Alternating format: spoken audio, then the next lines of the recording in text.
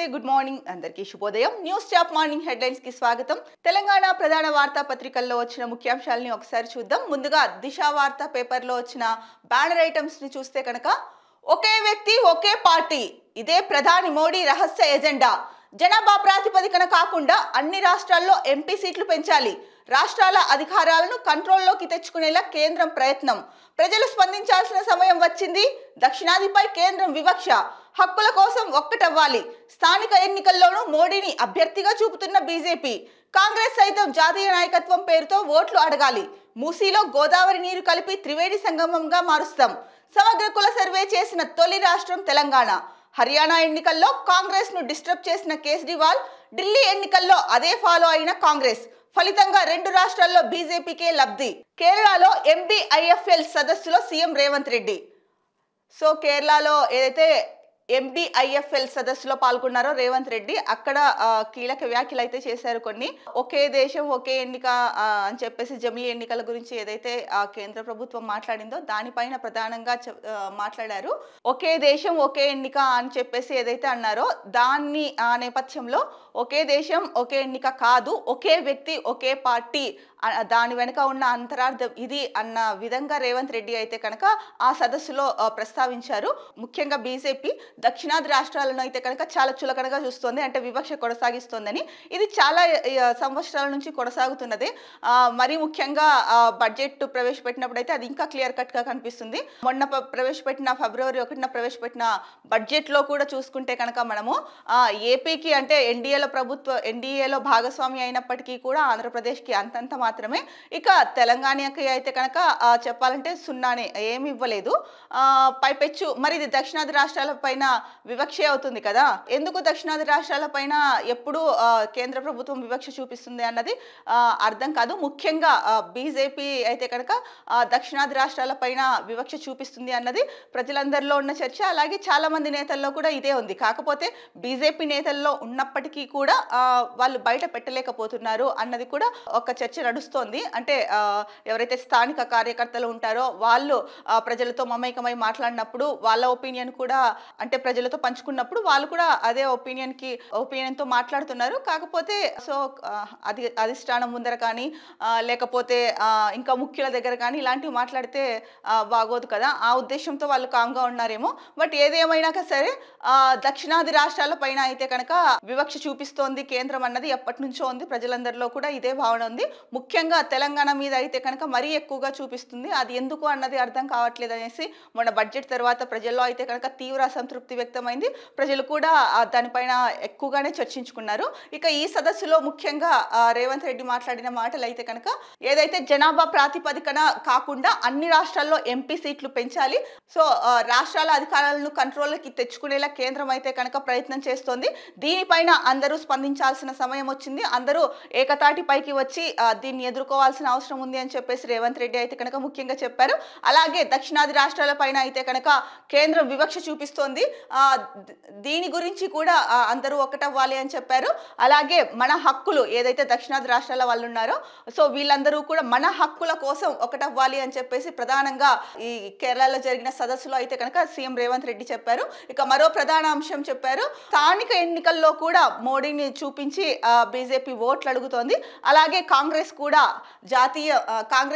జాతీయ నాయకత్వం పేరుతో ఓట్లు అడగాలని చెప్పేసి సూచించారు మరి ముఖ్యమైన మాట ఏం చెప్పారంటే కనుక ఏదైతే ఇప్పుడు మూసీ ప్రక్షాళన చేపడుతున్నారో సో ఈ నేపథ్యంలో మూసీలో గోదావరి నీరు కలిపి త్రివేణి సంగమంగా మారుస్తాము అని చెప్పేసి అన్నారు ఇక సమగ్ర కులగణన చేసిన తొలి రాష్ట్రం తెలంగాణ దేశంలోనే సమగ్ర కులగణన చేపట్టిన రాష్ట్రం తొలి రాష్ట్రం తెలంగాణ అని చెప్పేసి అన్నారు సో ఇది దేశానికి రాష్ట్రానికి గర్వకారణం ఎందుకంటే ఎన్నడూ లేని విధంగా ఒక సైంటిఫిక్ మెథడ్లో కులగణన సర్వే చేపట్టాము అని అయితే రేవంత్ రెడ్డి గతంలో చూసుకుంటే చాలాసార్లు అదే చెప్పారు అసెంబ్లీలో పెట్టినప్పుడు కూడా అంటే నివేదిక ఎస్సీ వర్గీకరణ గురించి కులగణన రిపోర్ట్ గురించి మాట్లాడేటప్పుడు కూడా అదే చెప్పారు సైంటిఫిక్ మెథడ్లో చేసినది ఇది సో ఇది ఆషామాషిగా చేసినది కాదు అని చెప్పేసి చెప్పారు కాకపోతే చాలా మంది ముఖ్యులు కొంతమంది వివరాలు ఇవ్వలేదు అలాగే దాదాపు 10 లక్షల మంది దాకా కూడా అంటే ఆస్తుల వివరాలు ఇవ్వలేదు అన్నదైతే కనుక మనకి ఆ రిపోర్ట్ వచ్చినప్పుడు చెప్పారు సో ఇక్కడ రేవంత్ రెడ్డి కొన్ని మాటలు అయితే కనుక చెప్పారు. ప్రధానంగా బీజేపీ చెబుతున్న వన్ నేషన్ వన్ ఎలక్షన్ ను తాము వ్యతిరేకిస్తున్నామని సీఎం స్పష్టం చేశారు. దానివల్ల సమస్యలకు పరిష్కారం దొరకదన్నారు. వన్ స్టేట్ వన్ ఎలక్షన్ ఉండాలని సీఎం అభిప్రాయపడ్డారు. ప్రతి రాష్ట్రంలోనూ సర్పంచ్, ఎంపీటీసీ, జెడ్పీటీసీ, మున్సిపల్ సహకార సంఘాల ఎన్నికలు ఉంటాయని, ఈ ఎన్నికలు అనేక మార్లు జరగడం వల్ల ఇంకా అనేక హామీలు ఇవ్వాల్సి వస్తుందన్నారు. వన్ నేషన్ వన్ ఎలక్షన్ వేరు అని, వన్ స్టేట్ వన్ ఎలక్షన్ వేరు అని క్లారిటీ ఇచ్చారు. దేశం అంటే రాష్ట్రాల సమాహారమని వివరించారు. సమాఖ్య స్ఫూర్తిని కేంద్రం దెబ్బతీయొద్దన్నారు. స్థానిక సంస్థల ఎన్నికలకు కేంద్రం నిర్వహించేలా చేయడం అంటే రాష్ట్రాల హక్కులు హరించడమేనని అన్నారు. విద్యా అంశంలోనూ కేంద్రం జోక్యం చేసుకుంటున్నదని, రాబోయే రోజుల్లో రాష్ట్రాల్లోని వర్సిటీల వీసీలను అపాయింట్ చేయడానికి ప్రయత్నిస్తున్నదని ఆరోపించారు. రాష్ట్రాల పరిధిలోని ఒక్కో అధికారాన్ని తన చేతుల్లోకి తీసుకోవాలని కేంద్రంలోని బీజేపీ ప్రభుత్వం ప్రయత్నిస్తోందన్నారు. దీనిలో భాగమే నదుల అనుసంధానమని ఆరోపించారు. సో ఏదైతే బీజేపీ గవర్నమెంట్ ఉందో ప్రస్తుతం సెంట్రల్లో, so one nation one election అన్నది కరెక్ట్ కాదు. దానివల్ల సమస్యలు పరిష్కారం అవ్వవు. దాని బదులు వన్ స్టేట్ వన్ ఎలక్షన్ అనేది పెట్టాలి అని చెప్పేసి తన ఒపీనియన్ అయితే కనుక చెప్పారు. ఎందుకంటే one nation one election, one state one ఎలక్షన్స్కి చాలా డిఫరెన్స్ ఉంది. So one state one election అంటే కనుక సో ఇప్పుడు రాష్ట్రంలో కార్పొరేట్ ఎలక్షన్స్ అని, స్థానిక ఎమ్మెల్సీ ఎలక్షన్స్ అని చెప్పేసి ఇలా రకరకాల ఎలక్షన్స్ అయితే కనుక ఉన్నాయి. ఏంటంటే కనుక ప్రతి రాష్ట్రంలో కూడా ఎంపీటీసీ, జెడ్పీటీసీ, సర్పంచ్ ఎన్నికలు ఇలా రకరకాల ఎలక్షన్స్ అయితే ఉన్నాయి. ఈ ఎన్నికలన్నీ కూడా అంటే చాలాసార్లు జరగడం వల్ల అనేక హామీలు కూడా ఇవ్వాల్సి వస్తుంది. సో కాబట్టి వన్ నేషన్ వన్ ఎలక్షన్ బదులు వన్ స్టేట్ వన్ ఎలక్షన్ పెట్టుకోవాలి. సో ఈ రెండింటికి చాలా డిఫరెన్స్ ఉందనేసి వివరించారు. అలాగే మరో ముఖ్యమైన మాట కూడా ఇక్కడ చెప్పారు. సో కేంద్ర ప్రభుత్వము యూనివర్సిటీలని అంటే విద్యా వ్యవస్థలో కూడా ప్రవేశించి యూనివర్సిటీలని కూడా తమ అధీనంలో పెట్టుకోవడానికి ప్రయత్నిస్తోంది. ఇందులో భాగంగానే రాష్ట్రాల్లోని యూనివర్సిటీలకి వీసీలను అపాయింట్ చేయడానికి ప్రయత్నిస్తోందని చెప్పేసి ముఖ్యంగా రేవంత్ రెడ్డి అయితే కనుక ఆరోపించారు. ముఖ్యంగా రాష్ట్రాల పరిధిలో ఉన్న ఒక్కో అధికారాన్ని అంటే ప్రతి స్టేట్లో ఉన్న ఒక్కో అధికారాన్ని అయితే కనుక కేంద్ర ప్రభుత్వం అంటే బీజేపీ ప్రభుత్వం ఏదైతే ఉందో అది లాక్కోవడానికి ప్రయత్నం చేస్తోంది. అంటే తన చేతుల్లోకి బీజేపీ తన చేతుల్లోకి తీసుకోవాలనేసి ప్రయత్నం చేస్తుందని చెప్పేసి అయితే కనుక ముఖ్యంగా రేవంత్ రెడ్డి ప్రస్తావించారు. ఇందులో భాగమే నదుల అనుసంధానం అన్నది కూడా చాలా క్లియర్ కట్ గా చెప్పారు ఏదైతే కేరళ సదస్సులో పాల్గొన్నారో అక్కడ. సో ఏదైనప్పటికీ కూడా వన్ నేషన్ వన్ ఎలక్షన్ అన్నది కరెక్ట్ కాదు. దాని బదులు వన్ స్టేట్ వన్ ఎలక్షన్ అని పెట్టితే బాగుంటుంది అన్నది రేవంత్ రెడ్డి ఒపీనియన్. ఇంకొకటి ఏంటంటే వన్ నేషన్ వన్ ఎలక్షన్ గురించి చెప్పినప్పుడు సో ప్లస్ పాయింట్స్ చెప్పారు. వన్ నేషన్ వన్ ఎలక్షన్స్ వల్ల ఖర్చు తగ్గుతుంది. అలాగే ఒకేసారి ఎన్నికలు జరుగుతాయి. దీనివల్ల చాలా సమస్యలు అయితే కనుక పరిష్కారం అవుతాయి. సో ఒక్కొక్క స్టేట్లో ఒక్కొక్కసారి అంటే కొన్ని రాష్ట్రాల్లో కొన్నిసార్లు ఒక్కొక్క స్టేట్లో ఒక్కొక్కసారి పెట్టాల్సి వస్తుంది. దీనివల్ల అంటే ఖర్చు కూడా ఎక్కువ అవుతుంది. So one nation one election అన్నది చాలా మంచి పద్ధతి, అలా వెళ్తేనే బాగుంటుంది అన్నారు. కానీ వన్ నేషన్ వన్ ఎలక్షన్ వల్ల ఎలాంటి నష్టాలు ఉంటాయి అన్నదైతే కనుక క్లారిటీగా చెప్పలేదు. So one nation one election వల్ల కలిగే నష్టాలని కూడా ప్రభుత్వం చెప్పాల్సిన బాధ్యత ఎంతైనా ఉంది. ఏదో పైన చూచాయిగా కాకోకుండా సో మీరు ఏదైతే వన్ నేషన్ వన్ ఎలక్షన్ వల్ల ముఖ్యమైన అంశాలు కంటే ఖర్చు కలిసి వస్తుంది, సమయం ఆదా అవుతుంది, ఇలాంటివి చెప్పారో సో అలాగే దానివల్ల నష్టాలు కూడా ఉన్నాయి. ఆ నష్టాలని కూడా చాలా స్పష్టంగా అందరికీ తెలియజేయాల్సిన అవసరం అయితే కనుక కేంద్ర ప్రభుత్వం మీద ఉంది. సో జమిలీ ఎన్నికలు అనేది సో మాట అనుకున్నంత ఈజీగా అయిపోయే పని కాదు. సో దేశమంతా కూడా ఒకేసారి ఎన్నికలు నిర్వహించడం అన్నది చాలా కష్టతరం. దానికి చాలా కసరత్తు చేయాల్సిన అవసరం కూడా ఉంటుంది. దీంట్లో ఇలా నిర్వహించడం వల్ల ఒక పక్కా ప్రణాళికతో కనుక ముందుకు వెళ్ళకపోతే ఒకవేళ జమిలీ ఎన్నికల కనుక నిర్వహించేటట్టయితే కనుక దానివల్ల లాభాల కన్నా కూడా దుష్పరిణామాలే ఎక్కువ ఎదురయ్యే అవకాశాలు ఉన్నాయని అయితే కనుక చాలా మంది అభిప్రాయపడుతున్నారు. ముఖ్యంగా ఒకే దేశం ఒకే ఎన్నిక అన్నప్పుడు ముఖ్యంగా చదువుకున్న యువత కానీ ప్రజలు కానీ ఇదే చర్చించుకున్నారు. ఎంతసేపు ఆదాయం అంటే ఖర్చు తగ్గుతుంది, సమయం ఆదా అవుతుంది, వీటి గురించి చెప్తున్నారు. కానీ ఎదురయ్యే నష్టాల గురించి మాత్రం పూర్తి స్థాయిలో క్లారిటీగా చెప్పట్లేదు. బట్ ఏదేమైనా కూడా ఒకే దేశం ఒకే ఎన్నిక అన్న దానిపైన అయితే కనుక చర్చ నడుస్తోంది. చాలా రాష్ట్రాలు కూడా దీన్ని వ్యతిరేకించాయి. మరి ఇది ఏమవుతుందో అన్నదైతే కనుక చూడాల్సిందే. సో ఈ నేపథ్యంలోనే రేవంత్ రెడ్డి మరో ఆసక్తికరమైన వ్యాఖ్యలు కూడా చేశారు.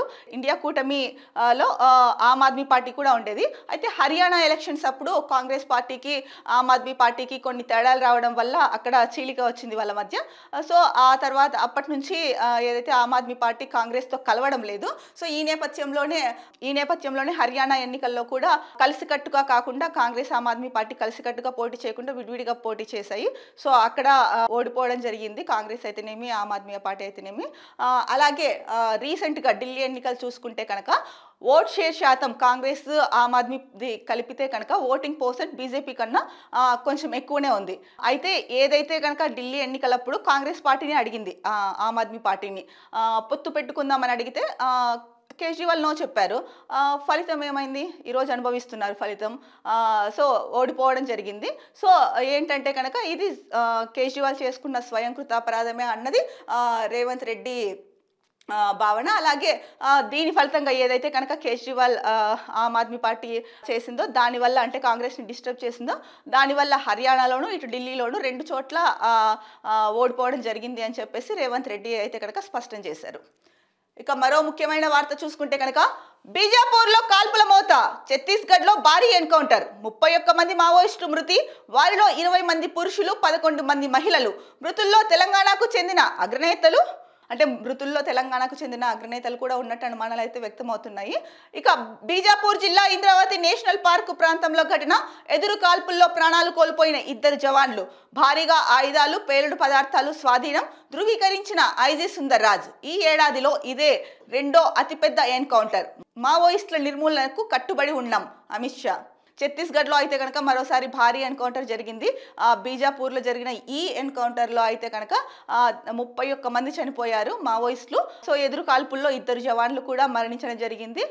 ఈ 31 మందిలో కూడా 20 మంది పురుషులు, 11 మంది మహిళలు ఉన్నారని చెప్పేసి ప్రధాన వార్తాంశంగా అయితే ఇచ్చారు. సో మావోయిస్టుల నిర్మూలనకు అయితే కనుక మేము కట్టుబడి ఉన్నామని చెప్పేసి ఈ నేపథ్యంలో అమిత్ షా చెప్పారు. అంటే ఈ ఏడాదిలో జరిగిన అతిపెద్ద ఎన్కౌంటర్ అయితే కనుక ఇదే అని చెప్పేసి చెప్తున్నారు. మరి ఏది ఏమైనప్పటికీ కూడా సో ఇక్కడ ఫోటో కూడా ఇచ్చారు మావోయిస్టుల మృతదేహాలు అని చెప్పేసి. సో మొత్తానికి అయితే కనుక సో మావోయిస్టులని నిర్మూలించడమే లక్ష్యంగా ప్రభుత్వం అయితే కేంద్ర ప్రభుత్వం ముందుకెళ్తోంది. సో ఈ నేపథ్యంలోనే అమిత్ షా ఈ వ్యాఖ్యలు చేయడం అయితే జరిగింది. ఏంటంటే మావోయిస్టులను నిర్మూలించడానికి మేము కట్టుబడి ఉన్నామని చెప్పేసి. ఇక మరో ప్రధాన వార్తాంశం చూసుకుంటే కనుక రాష్ట్రంలో తొలి జీబీఎస్ మరణం. సిద్దిపేట జిల్లాలో 4 రోజుల క్రితం వ్యాధి బారిన పడిన మహిళ ఓ ఆసుపత్రిలో చికిత్స పొందుతూ మృతి. సో ఏదైతే మనం చూసుకుంటుంటే ఇప్పుడు ఏదో ఒక కొత్త వైరస్ అయితే కనుక వస్తూనే ఉంది. హెచ్ఎంపివి వైరస్ అన్నారు. అది ఎన్నో ఏండ్లుగా ఉన్నప్పటికీ కూడా ఈ మధ్య కాలంలో దాని ఉధృతి పెరిగింది అని చెప్పేసి కొద్ది రోజుల క్రితం ఆ టెన్షన్తో అంటే ప్రజలందరూ భయాందోళనకి గురయ్యారు. కొంతమందికి సో ఆ లక్షణాలు ఏదైతే హెచ్ఎంపివికి ఉంటాయో కరోనాకి ఎలాంటి లక్షణాలు ఉంటాయో సిమిలర్గా హెచ్ఎంపివికి కూడా అదే లక్షణాలు ఉంటాయి అని చెప్పేసి అయితే కనుక అన్నారు. సో ఆ హెచ్ఎంపివి వైరస్ అయితే కనుక ఇంకా దాని గురించి రాను తగ్గిపోయింది, మర్చిపోయారు. ఇప్పుడు మరొకటి జీబీఎస్. సో ఏదైతే కనుక ఇప్పుడు జీబీఎస్ మరణం అని ఇచ్చారో రాష్ట్రంలో మొదటి మరణం అనేసి. అసలు జీబీఎస్ అంటే ఏంటంటే కనుక గిలియన్ బార్ సిండ్రోమ్. సో ఈ గిలియన్ బార్ సిండ్రోమ్ బారిన పడి ఒకరైతే కనుక ఒక మహిళ మరణించినట్లు ప్రధాన వార్తగా ఇచ్చారు. సో ఆ మహిళ 4 రోజుల క్రితం ఈ జీబీఎస్ బారిన అయితే కనుక పడ్డారు. అంటే 4 రోజుల నుంచి ఈ వ్యాధితో బాధపడిన మహిళ మృతి చెందారు అని చెప్పేసి ఇచ్చారు. అయితే మరి దీనికి ట్రీట్మెంట్ ఏమీ లేదా, మందులు ఏమీ లేదా అంటే కనుక దానికి సంబంధించి అయితే కనుక ఇక్కడ ఎటువంటి అంటే ఈ జీబీఎస్కి సంబంధించి ఎలాంటి ఆరోగ్య నియమాలు పాటించాలి, అసలు ఇది ఎందుకు వస్తుంది ఏంటి. సో 4 రోజుల క్రితమే ఉంది అంటే కనుక సో అప్పటి నుంచే రాష్ట్రంలో జీబీఎస్ అనేది ఉంది. మరి దీని లక్షణాలు ఏంటి, అలాగే దీన్ని కంట్రోల్ చేయడం ఎలా, దీనికి ట్రీట్మెంట్ ఉందా లేదా, ఎటువంటి ట్రీట్మెంట్ ఉంది, ఎటువంటి జాగ్రత్తలు పాటించాలి అన్న దానిపైన ప్రభుత్వం ప్రజలకైతే కనుక అవగాహన కల్పించాలి. ఎందుకంటే రాష్ట్రంలో ఒక మరణం అయితే కనుక నమోదయ్యింది. సో ఈ నేపథ్యంలో అయినా సరే రాష్ట్ర ప్రభుత్వము ప్రజలందరిలో కూడా అవగాహన కల్పించాల్సిన అవసరం అయితే ఎంతైనా ఉంది. ఇక మరో ముఖ్యమైన వార్త, నో అపాయింట్మెంట్, సెక్రటేరియట్ లో విజిటర్స్ కు టైం ఇవ్వని ఐఏఎస్లు, వర్క్ ఉన్నదంటూ వెనక్కి పంపిస్తున్న ఆఫీసర్లు, రానివద్దని ఏకంగా సిబ్బందికి ఆదేశాలు, సిఎస్ శాంతికుమారి పైనే ఎక్కువ విమర్శలు, ఆమెను ఫాలో అవుతున్న సందీప్ కుమార్, క్రిస్టినా, స్మిత, రిజ్వి, శ్రీధర్, యోగితారాణి సైతం అదే బాటలో, సచివాలయంలో తమ శాఖ మంత్రి లేకుంటే ఇంటికి వెళ్ళిపోతున్న అధికారులు. సో ఎవరైతే విజిటర్స్ వస్తారో సిఎస్లని కలవాలి అని చెప్పేసి లేదా ఐఏఎస్లని కలవాలి అని చెప్పేసి వాళ్ళకి, సో ఐఏఎస్లు అయితే కనుక టైం ఇవ్వట్లేదు, బిజీగా ఉంటున్నాము అని చెప్పేసి సిబ్బందికి చెప్పి పంపించడంతో వాళ్ళు వచ్చిన విజిటర్స్కి చెప్పడం, వాళ్ళు వెనక్కి వెళ్ళిపోవడం జరుగుతోందని చెప్పేసి ప్రధానంగా వార్తా ఐటమ్ అయితే ఇచ్చారు. ఇందులో ముఖ్యంగా ఇప్పుడు తెలంగాణ సిఎస్ ఎవరైతే ఉన్నారో శాంతికుమారి, ఆవిడ అయితే కనుక అసలు విజిటర్స్ని కలవడానికి మొగ్గు చూపరు అనేసి, అంటే ఆ మధ్యకాలంలో అయితే కనుక దీనికి సంబంధించి అయితే కనుక చాలామంది డిస్కస్ చేసుకున్నారు. అంటే శాంతికుమారి గారు అపాయింట్మెంట్ ఇవ్వరు అంత త్వరగా, విజిటర్స్ని కలవడానికి ఎందుకనో మొగ్గు చూపరు అన్నది అయితే కనుక వచ్చింది. సో దానికి సంబంధించి ఈరోజు ప్రధాన వార్తాంశంగా అయితే కనుక ఇచ్చారు దిశలో. ఇప్పుడు ఐఏఎస్లు విజిటర్స్ కలిస్తేనే కదా వాళ్ళు ఏ సమస్యతో వచ్చారో ఏంటో అనేది తెలిసేది. మరి వాళ్ళకి కూడా విజిటర్స్కి కూడా, అంటే ఐఏఎస్లకి బిజీ స్కెడ్యూల్ ఉంటుంది కాదనట్లేదు, సిఎస్లకి బిజీ స్కెడ్యూల్ ఉంటుంది కాదనట్లేదు. అయినప్పటికీ కూడా అంటే వాళ్ళు చేసే వర్క్ అంతా కూడా ప్రజల కోసమే కదా, ప్రభుత్వం కోసం. ప్రభుత్వం ఎవరి కోసం పనిచేస్తుంది? ప్రజల కోసం. మరి అలాంటప్పుడు మీరు అపాయింట్మెంట్ ఇవ్వకపోతే అంటే ఎన్నిసార్లని ఆఫీసుల చుట్టూ తిరుగుతారు? సో వర్క్ ఉందని చెప్పేసి వెనక్కి పంపడం ఎంతవరకు కరెక్టు? ఇప్పుడు వర్క్ అందరికీ ఉంటుంది, అందులో ఐఏఎస్లకి ఇంకా అధికంగా ఉంటుంది, ఎందుకంటే వాళ్ళ పైన కీలక బాధ్యతలు ఉంటాయి, దాన్ని ఎవరు కాదనరు. కానీ ఎవరైతే విజిటర్స్ వచ్చారో వాళ్ళకి కూడా ప్రాధాన్యత ఇవ్వాల్సిన అవసరం ఉంది. ఎందుకంటే ఎటువంటి సమస్యలతో వాళ్ళు కలవడానికి వచ్చారు, ఐఏఎస్ని కలవడానికి వచ్చారు విజిటర్స్ అంటే కనుక అది ఎంతో పెద్ద సమస్య అయ్యే ఉంటుంది. అంతలేదే చిన్న చిన్న వాటికి అయితే రారు కదా ఐఏఎస్ని కలవడానికి. మరి ఎందుకు ఐఏఎస్లు ఇలా అంటే ఐఏఎస్లు ఎందుకు మరి ఇలా ప్రవర్తిస్తున్నారు? ఒక సిఎస్ శాంతికుమారి గారనే కాదు, ఇక్కడ చూసుకుంటే కనుక అదే బాటలో క్రిస్టినా, స్మిత, రిజ్వి, శ్రీధర్, యోగితారాణా సైతం అదే దారిలో వెళ్తున్నారు. అలాగే సందీప్ కుమార్, ఎవరైతే వీళ్ళంతా ఐఏఎస్లు, వీళ్ళంతా కూడా అంటే విజిటర్స్కి టైం ఇవ్వకోకుండా అంటే వాళ్ళని కలవడానికి ఇష్టపడట్లేదు అన్నది ప్రధాన వార్తాంశంగా ఇచ్చారు. ఇంకా ఇక్కడ అదే చెప్పారు, సిఎస్ శాంతికుమారి మొదటి నుంచి విజిటర్స్ను కలిసేందుకు ఆసక్తి చూపడం లేదనే ప్రచారం అయితే కనుక ఉన్నది అని చెప్పేసి ఇచ్చారు.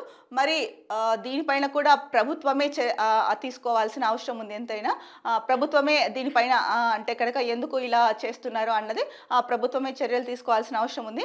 ఎందుకంటే విజిటర్స్ ఎవరైతే వచ్చారో వాళ్ళ సమస్యలు ఏదో తెలుసుకుంటేనే ఎక్కడ ప్రాబ్లం ఉంది అన్నది కూడా తెలుస్తుంది. ఇది సవ్యంగా పాలన జరగడానికి కూడా కొంత ఉపయోగపడుతుంది. మరి అలాంటప్పుడు ఇలా చేయడము ఏమాత్రం కరెక్ట్ కాదు. ఎంత వర్క్ బిజీలో ఉన్నప్పటికీ కూడా సో ఏదో ఒక టైం చూసుకొని వాళ్ళనైతే కనుక, లేదంటే పలానా టైంకి రమ్మని చెప్పడము, ఏదో ఒకటైతే కనుక చెయ్యాలి. ఎందుకంటే సో రాష్ట్రంలో ఉన్న సమస్యల్లో ఏవైనా సమస్యలు ఉంటే కనుక, ముఖ్యమైన సమస్యలు ప్రభుత్వ దృష్టికి రానివి అలాంటివి వాళ్ళు తీసుకొచ్చి ఉండొచ్చు. సో అలాంటి వాళ్ళకి సమయం ఇవ్వడం వల్ల సో ఇలాంటి సమస్యలు ఏవైతే ఉన్నాయో, అంటే ఏవైతే రాష్ట్రంలో సమస్యలు ఉన్నాయో కొన్ని ప్రభుత్వం దృష్టికి వచ్చినవి ఉండొచ్చు, కొన్ని రానివి ఉండొచ్చు. సో ఇవి వింటేనే కదా తెలిసేది వాళ్ళు దేనికోసం వచ్చారు అనేది. దీనిపైన అయితే కనుక రాష్ట్ర ప్రభుత్వం చొరవ తీసుకోవాల్సిన అవసరం అయితే ఎంతైనా ఉంది.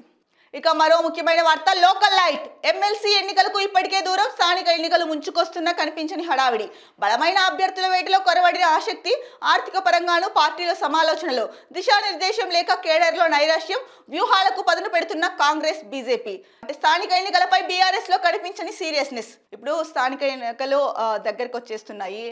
సో వీటిపైన దేనిపైన కూడా బీఆర్ఎస్ పార్టీ అయితే కనుక ఫోకస్ చేయట్లేదు, ఆసక్తి చూపించట్లేదు అన్నది మనకి ప్రధానాంశంగా ఇచ్చారు. ఇప్పటికే ఎమ్మెల్సీ ఎన్నికలకు అయితే కనుక దూరంగా ఉంది. ఒక రకంగా ఆర్థిక పరంగా కూడా పార్టీలో సమాలోచనలు జరుగుతున్నాయి. అలాగే క్యాడర్కి దిశానిర్దేశం చేసే వాళ్ళు లేరు అన్నది ఇక్కడ మనం చూసుకోవాల్సిన ప్రధాన అంశం. మరి కేసీఆర్ ఏదైతే కనుక ఫామ్ హౌస్ నుంచి బయటకి వచ్చి ప్రజాక్షేత్రంలో తిరుగుతారో, ఇన్ని రోజులు గవర్నమెంట్ ఏం చేస్తుందో అబ్జర్వ్ చేసి ఇప్పటి నుంచి అలా కాదు అని చెప్పేసి చెప్పారు కదా. మరి పార్టీకి దిశానిర్దేశం చేయాల్సిన అవసరం ఎంతైనా ఉంది. అప్పుడే కదా ముందుకు వెళ్తుంది పార్టీ. అలా కాకుండా ఎంతసేపు కులగణన సర్వే తప్పు, సరిగ్గా చేయలేదు, రైతు భరోసా సరిగ్గా ఇవ్వలేదు, సరే ప్రజా సమస్యలపైన పోరాడాలి ప్రతిపక్ష పార్టీ, పోరాడండి తప్పులేదు. కానీ ఎంతసేపు ఈ కులగణన సర్వేకి తప్పు వీటి చుట్టూనే కాదు కదా, క్షేత్రస్థాయిలోకి వెళ్ళి ఇంకా చాలా సమస్యలు ఉండుండొచ్చు. వాటన్నింటినీ కూడా ప్రభుత్వం దృష్టికి తీసుకురావాలి, వాటిని ఎండగట్టాలి. అంతేకాని సేపు ఈ మధ్య కాలంలో చూసుకుంటే ఎంతసేపు కులగణన సర్వే చుట్టూనే తిరుగుతున్నారు. అంతకుముందు రైతు ధర్నాలో పాల్గొన్నారు, అంటే రైతు ధర్నా ఏర్పాటు చేసి అందులో పాల్గొన్నారు, రైతులకి అండగా ఉంటామని చెప్పారు. ఆ తర్వాత కులగణన సర్వే అన్నారు. ఇక ఈ మధ్య కాలంలో చూసుకుంటే కులగణన మీదే ఫోకస్ చేశారు. ప్రజా సమస్యలు ఉండనే ఉంటాయి కదా, మరి వాటిపైన ఫోకస్ చేయండి. మీరు ఎమ్మెల్సీ ఎన్నికల్లోనూ పాల్గొనలేదు, అంటే పోటీ చేయలేదు. ఇప్పుడు స్థానిక సంస్థల పైన కూడా అంటే సీరియస్నెస్ కనిపించలేదు అన్నది అయితే కనుక ప్రధాన వార్తాంశంగా ఇచ్చారు. మరి ప్రధాన ప్రతిపక్షమైన బీఆర్ఎస్ ఎందుకు మరి ఇలా ప్రవర్తిస్తోంది అన్నది ఆ పార్టీ అధ్యక్షుడికి, ఆ పార్టీలోని ప్రముఖులకే తెలియాలి. ముఖ్యంగా చూసుకుంటే హరీష్ రావు మన పేపర్కి ఇంటర్వ్యూ ఇస్తూ చెప్పారు, అంటే కేసీఆర్ ఇన్ని రోజులు సైలెంట్గా ఉన్నారు, అంటే అబ్జర్వ్ చేస్తూ ఉన్నారు ఎలా ఉందో పాలన అని. సో ఇప్పుడు బయటికి వచ్చారు. ఇప్పుడు కేసీఆర్ ఏం చెప్తే మేము అదే చేస్తాము, అంటే కేసీఆర్ ఉన్నంత వరకు ఆయనే మా లీడరు అని చెప్పేసి, అసలు కేసీఆర్ దెబ్బకు రేవంత్ రెడ్డి తట్టుకుంటాడా అని చెప్పేసి మరి ఇన్ని మాటలు మాట్లాడారు కదా. మరి ఇప్పుడు పార్టీకి దిశానిర్దేశం ఎందుకు చేయట్లేదు కేసీఆర్? సో అది కూడా మీరు ఒకసారి దృష్టిలో పెట్టుకోవాలి హరీష్ రావు గారు. సో ఏంటంటే కనుక ఇప్పుడు ఎన్నికలు ఉన్నాయి, ఎన్నికలు అంటే స్థానిక సంస్థల ఎన్నికలు అవ్వచ్చు, ఏవైనా అవ్వచ్చు, వీటిపైన కూడా మీరు అంటే ఎందుకు లైట్గా తీసుకుంటున్నారో అది అంటే కంప్లీట్గా మీ ఒపీనియన్ అనుకోండి. కాకపోతే ఇలాంటి వాటిల్లో కూడా మీరు పోటీ చేస్తేనే కదా ప్రజల నాడి ఏంటి అన్నది కూడా తెలిసేది. మరి పార్టీకి దిశానిర్దేశం చేసే వాళ్ళు కూడా లేరేమో అన్నట్టు ఇక్కడైతే కనుక ఇచ్చారు. అంటే దిశానిర్దేశం చేసే వాళ్ళు లేక క్యాడర్లో, పార్టీ క్యాడర్ ఏదైతే ఉంటుందో వాళ్ళల్లో కనుక నైరాశ్యం నెలకొంది అని చెప్పేసి, మరి దీనిపైన ఒకసారి ప్రతిపక్ష పార్టీ అయితే కనుక ఆలోచించుకోవాల్సిన అవసరం ఎంతైనా ఉంది. దిశలో వచ్చిన ముఖ్యమైన వార్తలను చూసాం. మరో ముఖ్యమైన వార్తాపత్రిక ఈనాడులో చూసుకుంటే కనుక ప్రధాన న్యూస్ ఐటమ్ ఛత్తీస్గఢ్ లో భారీ ఎన్కౌంటర్ జరిగిందో దాని గురించి ఇచ్చారు. అది మనం ఇందాకనే మాట్లాడుకున్నాం. ఇంకొకటి ముఖ్యమైన న్యూస్, రోహిత్ శతకం భారతదేశ్ సిరీస్ పేలవ ఫామ్ నుంచి బయటపడుతూ కెప్టెన్ రోహిత్ శర్మ 119 అంటే 90 బంతుల్లో 4లు 12, 6లు 7 చేశారని చెప్పేసి ఇచ్చారు. అలాగే సూపర్ సెంచరీ సాధించడంతో ఇంగ్లాండ్తో రెండో వన్డేలో భారత్ 4 వికెట్ల తేడాతో విజయం సాధించింది. 3 వన్డేల సిరీస్ను టీమిండియా మరో మ్యాచ్ మిగిలుండగానే 2-0తో చేజిక్కించుకుంది. ఓకే అండి. సో ఏదైతే కనుక ఈ మధ్యకాలంలో రోహిత్ శర్మ చాలా పేలవ ప్రదర్శన ఉంది అని చెప్పేసి అభిమానుల్లో అయితేనేమి, అంటే క్రికెట్ టీంలో, అంటే ఇండియన్ క్రికెట్ టీం అయితే అవ్వచ్చు, ఇంకా బీసీసీఐ వీళ్ళందరిలో అయితే కనుక కొత్త అసంతృప్తి ఉండేది. ముఖ్యంగా క్రికెట్ అభిమానులు అయితే కనుక సోషల్ మీడియాలో రేంజ్లో అయితే ఇంకా నువ్వు దిగుపోని టైం అయిపోయింది, రిటైర్మెంట్ ప్రకటించేసి అని చెప్పేసి కూడా పోస్టులు పెట్టడం జరిగింది. ఎక్స్ వేదికగా అవ్వచ్చు, అలాగే ఇతరత్ర మాధ్యమాల ద్వారా. ఈ నేపథ్యంలో అంటే రెండవ వన్డే మరి తన పేలవ ప్రదర్శనని అలాగే ప్రదర్శిస్తారా, లేకపోతే కనుక సో నేను మళ్ళీ తిరిగి ఫామ్లోకి వచ్చాను అని నిరూపించుకుంటాడా అన్న సందర్భంలో రెండవ వన్డేలో అయితే కనుక సెంచరీ చేసి నేను అంటే నా ఫిట్నెస్ కోల్పోలేదు, నేను ఫామ్లోకి వచ్చాను అనేసి అయితే కనుక నిరూపించుకున్నాడు అని అయితే చెప్పొచ్చు. సో మొత్తానికి 3 వన్డేల సిరీస్లో, ఇంగ్లాండ్తో జరగనున్న 3 వన్డేల సిరీస్తో ఇంకా ఒక మ్యాచ్ మిగిలుండగానే 2-0తో భారత్ అయితే కనుక విజయాన్ని సొంతం చేసుకుంది. ఇక మరో ముఖ్యమైన న్యూస్, మణిపూర్ సీఎం బీరేన్ సింగ్ రాజీనామా. మణిపూర్లో కొన్ని నెలలుగా కొనసాగుతున్న అల్లర్ల నేపథ్యంలో తీవ్ర విమర్శలను ఎదుర్కొంటున్న సీఎం బీరేన్ సింగ్ తన పదవికి రాజీనామా చేశారు. గవర్నర్ అజయ్ కుమార్ భల్లాను కలిసి తనతో పాటు మంత్రివర్గం అంతా రాజీనామా చేస్తున్నట్లు లేఖను అందజేశారు. దానిని గవర్నర్ ఆమోదించారు. ఆదివారం ఉదయం ఢిల్లీ వెళ్లిన బీరేన్ భాజపా అధ్యక్షుడు నడ్డా, కేంద్ర మంత్రి అమిత్ షాతో భేటీ అయ్యారు. అనంతరం ఇంఫాల్ చేరుకొని సాయంత్రం రాజీనామా సమర్పించారు. సొంత పార్టీ నుంచి డిమాండ్లు. జాతుల వైరంతో 2023 మే నుంచి మణిపూర్లో చెలరేగిన అల్లర్లలో 250 మందికి పైగా ప్రాణాలు కోల్పోగా కొన్ని వేల మంది నిరాశ్రయులయ్యారు.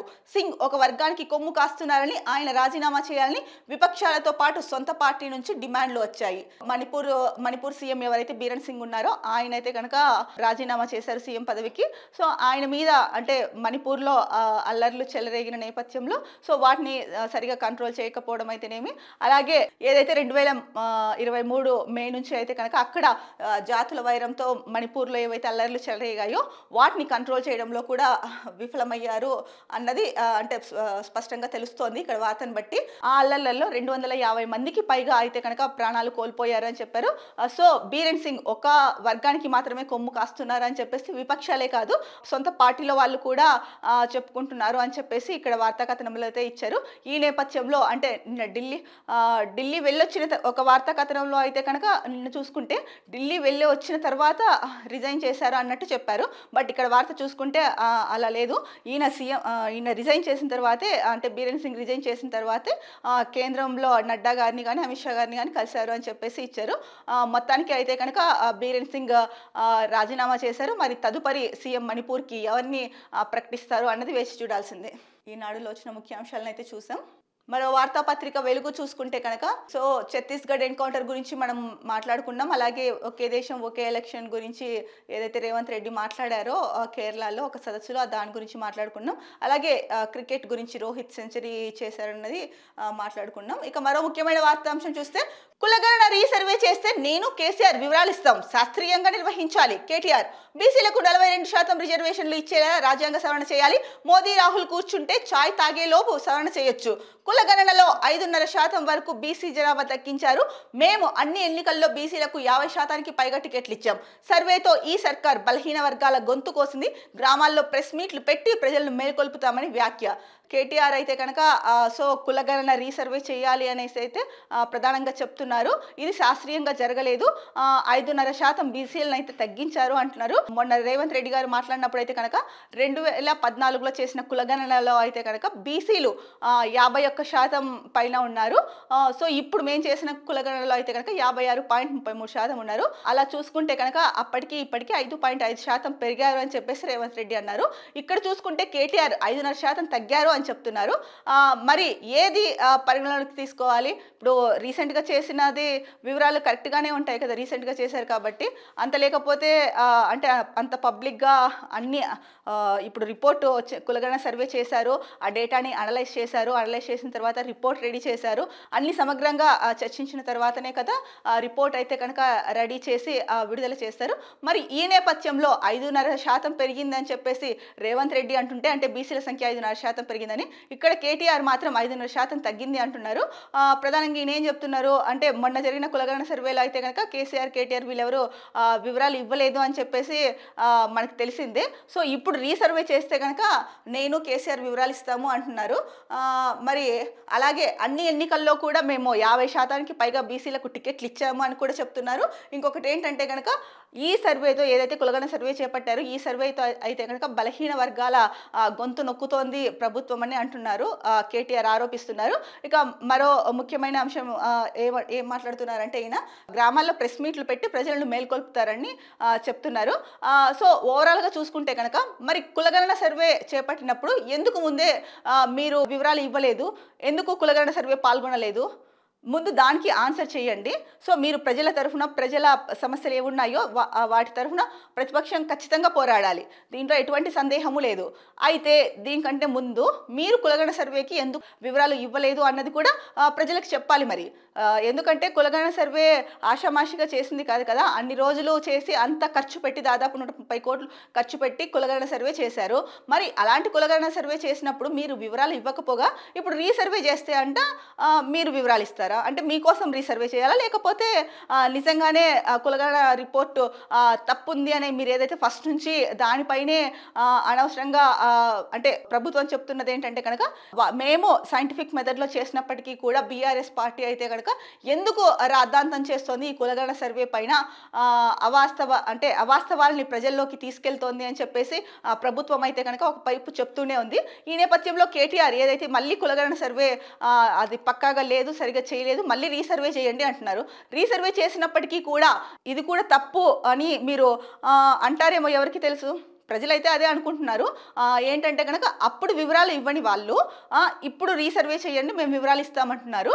సో కులగణన సర్వే పేరుతో మళ్ళీ వీళ్ళు అంటే ప్రతిపక్ష పార్టీ ఏదైతే కనుక ఉందో ఇది కాలయాపన చేయడానికి మళ్ళీ రీసర్వే చేయమంటున్నారా?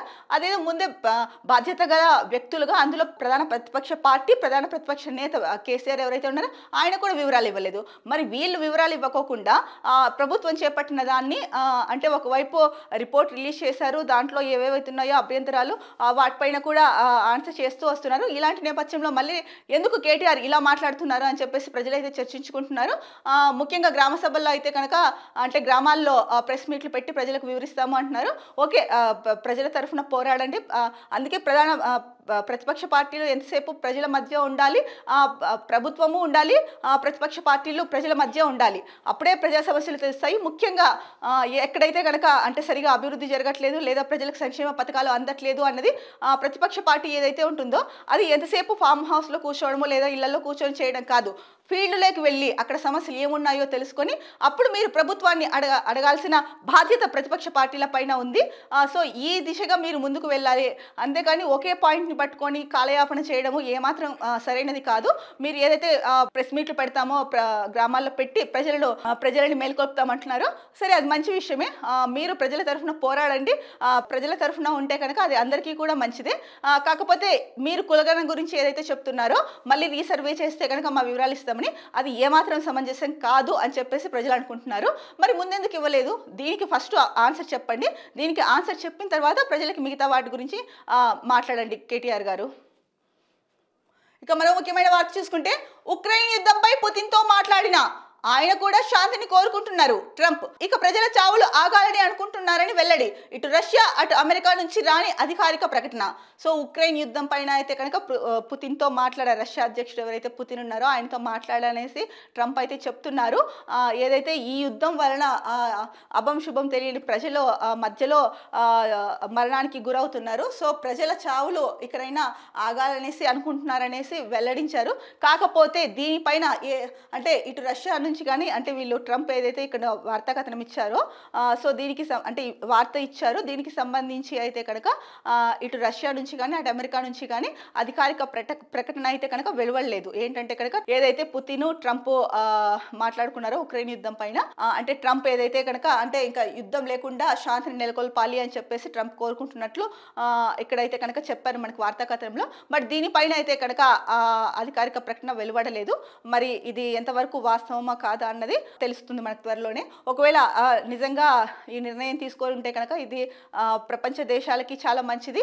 అలాగే ముఖ్యంగా ఉక్రెయిన్లో ఎవరైతే ఉంటున్నారో వాళ్ళకి ఇది చాలా చాలా చాలా సంతోషించదగ్గ విషయం. ఎందుకంటే ఉక్రెయిన్లో ప్రతిసారి యుద్ధం జరగడము, అమాయకమైన ప్రజలు ప్రాణాలు కోల్పోవడము మనం చూస్తూనే ఉన్నాము. ఇప్పటికైనా దీనికి ఫుల్ స్టాప్ పెడితే కనుక బాగుంటుంది. ప్రపంచ దేశాలు కూడా ఇదే కోరుకుంటున్నాయి. మరో ముఖ్యమైన వార్త, బడులకు అందని భగీరథ. రాష్ట్ర వ్యాప్తంగా చాలా పాఠశాలలకు నల్లా కలెక్షన్ ఇయ్యలే. ఇచ్చిన చోట్ల స్టోరేజీకి ఏర్పాట్లు చేయట్లే. ఉదయం 6 గంటలకే నల్లా నీళ్లు, ఆ తర్వాత బోర్లే దిక్కు. ఇంటి నుంచే బాటిల్స్లో నీళ్లు తెచ్చుకుంటున్న స్టూడెంట్స్, వేసవి సమీపిస్తున్న కళ్ళు తెరవని ఎడ్యుకేషన్ ఆఫీసర్లు.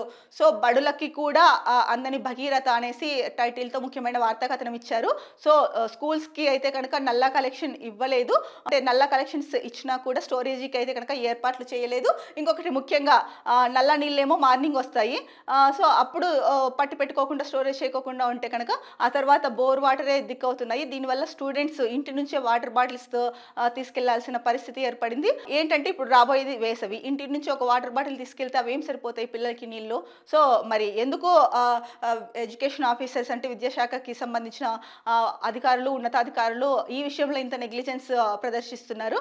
సో ఈ ఏదైతే కనుక మీడియా ద్వారా ఈ విషయాన్ని ప్రభుత్వం దృష్టికి అయితే కనుక వెళ్తాయి కదా. మరి ప్రభుత్వం దీనిపైన దృష్టి సారించి విద్యార్థులకు ఎటువంటి ఇబ్బందులు లేకోకుండా, ముఖ్యంగా త్రాగునీరు అందరికీ ముఖ్యమైనదే. మరి స్కూల్ పిల్లలకి అసలు నల్ల నీళ్ళు, అసలు స్కూల్స్లో నల్ల కలెక్షన్సే లేవంట కొన్ని చోట్ల.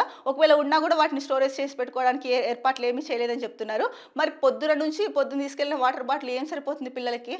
సో పిల్లల ఆరోగ్యాన్ని దృష్టిలో పెట్టుకొని ప్రభుత్వం దీనిపైన స్పందించాలి. ఎవరైతే ఎడ్యుకేషన్ ఆఫీసర్స్ దీన్ని నెగ్లెక్ట్ చేస్తున్నారో వారిపైన అయితే కనుక కఠిన చర్యలు తీసుకోవాల్సిన అవసరం ఉంటుంది. ఇది వెలుగులో వచ్చిన ప్రధాన అంశాలు. మరో ముఖ్యమైన వార్తాపత్రిక నమస్తే తెలంగాణ. నమస్తే తెలంగాణలో ముఖ్యంగా రీసర్వే చేయాల్సిందే, బీసీ జనాభాను 5.5% కన్నా తక్కువ చూపించి కాంగ్రెస్ దగ్గ కేటీఆర్.